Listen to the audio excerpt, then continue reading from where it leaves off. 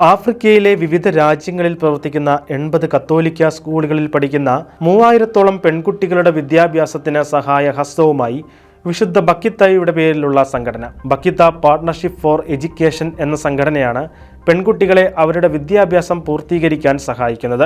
Jesuit വൈദികരുടെ നേതൃത്വത്തിൽ ആരംഭിച്ച കൂട്ടായ്മയാണിത്. കോവിഡ് കാലത്ത് ആഫ്രിക്കൻ പെൺകുട്ടികൾക്ക് മികച്ച വിദ്യാഭ്യാസം ഉറപ്പാക്കുക എന്ന ലക്ഷ്യത്തോടെയാണ് ഈ മുന്നേറ്റം ആരംഭിച്ചത്.